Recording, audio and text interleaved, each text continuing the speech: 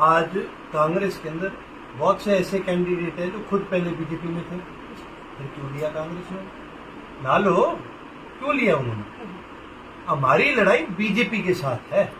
BJP किसको ticket दे के भेजती है, किसको नहीं भेजती, हमें फर्क नहीं पड़ता। हमारी लड़ाई उनकी विचारधारा के साथ। और रही बात है, चलो अब ये सारे किसानी की बात करते ही हैं, तो मैं भी इस पर अपनी 2 टिप्पणी करूंगा।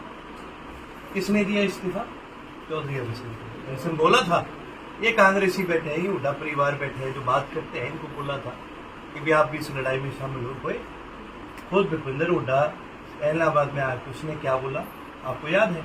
कि गोविंद मेरा दोस्त। मैं तो नहीं मांगे उनके लिए वोट, किसने मांगे? भूपेंद्र हुड्डा ने मांगे। बोले ये बातें छोड़ो, आपको इतिहास की बात बताता हूँ, फैक्ट की बात बताता हूँ।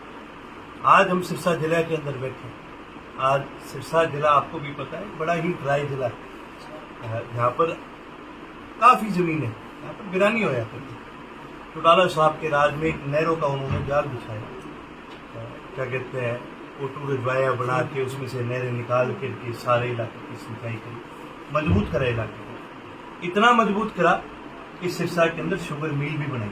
आपको याद होगा सिरसा के अंदर शुगर मिल होया करती थी पनियाड़ा मोटा में, क्योंकि चौटाला साहब का हमेशा ये सपना था भी मेरे इलाके का भी किसान खुशहाल हो, मेरे इलाके का भी किसान गन्ना होगा। शुगर मिल कौन पाड़ के लेगा? कांग्रेस के राज में हुड्डा उस शुगर मिल को उखाड़ करके लेके गया। हमने कभी किसानों का विरोध नहीं करा। किसानों को अगर कमजोर कराए, और सिरसा के किसान को अगर किसी ने कमजोर कराए तो ये कांग्रेस पार्टी ने कराई, इस हुड्डा परिवार ने कराई। चौधरी ओम प्रकाश चौटाला जी ने हमेशा ये कोशिश भी करी है और निश्चित भी किया है इस बात पर कि तो उनके इलाके का किसान खुशहाल है। सिरसा जिला की कांग्रेस की टिकट वितरण को किस आंकड़े से आप देखते हैं?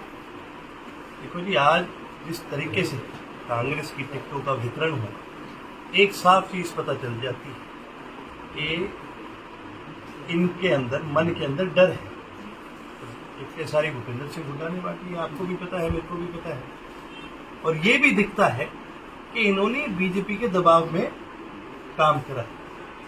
जहां जहां पर कांग्रेस कहीं मजबूत होती, वहां इन्होंने अपने खुद के पैर काटने का काम किया है। क्योंकि ये जो आदमी है, ये अपने बेटे के लिए, पुत्र मोह के लिए इतना वो है कि भी ये कांग्रेस को भी खत्म कर देगा। हरियाणा के युवा जो है उनके साथ धोखा का काम कर रहा है। और उससे भी ज्यादा मैं आपको बता दूं, ये खुद ईडी से डरा हुआ है। इस पर भी ईडी की कार्रवाई कर रही है। अभी खुद डरा हुआ आदमी है, ईडी से दब के बैठे हुए। रानिया हल्का में जेजेपी और चौधरी साहब का गठबंधन है सर, इस पर क्या कहोगे आज? तो फर्क नहीं पड़ना चाहिए, क्योंकि बीजेपी का कोई संगठन है ही नहीं, ना रानिया में है, और आज तो हरियाणा में खत्म हो चुका है इनका संगठन। इनका कहीं, मेरे को लगता है कि किसी से गठबंधन करो, इनको कोई फर्क नहीं पड़ता। और रही बात चौधरी साहब की, तो देखो जी, आज उनका भी, चौधरी रणजीत सिंह जी का भी जो ग्राउंड है वो खत्म हो चुका है। लोगों के साथ गलत तरह से लोगों पे गलत पर्चे कराने, लोगों के ऊपर छापे मरवाने, ठीक है, लोगों को धमकाना, लोगों की बदली करा के ये कहना कि भैया तो मेरा प्रोग्राम कराओ, नहीं तो फिर मैं बात बदली कर दूँ। ये सारी चीजें करी है, लोगों के मुंह के फुड़वाए। हमने तो जी पानी की सिंचाई करने का काम करा, इन्होंने तो लोगों के मुंह के फुड़वाए हैं। ये गजर के साथ साथ बहुत है, ठीक है। और ये तो नहरी पानी है जी, नहर तो सबकी होती है, नदी तो सबकी होती है, कोई नहीं ले सकता उसमें से पानी।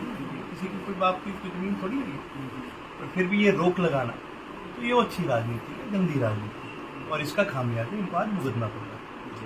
मैं गद्दार नहीं हूँ, इनेलो से समर्थन मिला था, मैंने कार्य किया, सपोर्ट की, ये कहना है गोकुल सेठिया का। इस बयान को कैसे देखते हैं? की बात उनकी ठीक है, वो गद्दार नहीं है। आज उनके राजनीतिक राह अलग है, हमारे राजनीतिक राह अलग है। आज वो कांग्रेस के साथ है, तो भाई वो उनका फैसला है। हम आज लोपा के साथ, वो हमारा फैसला है।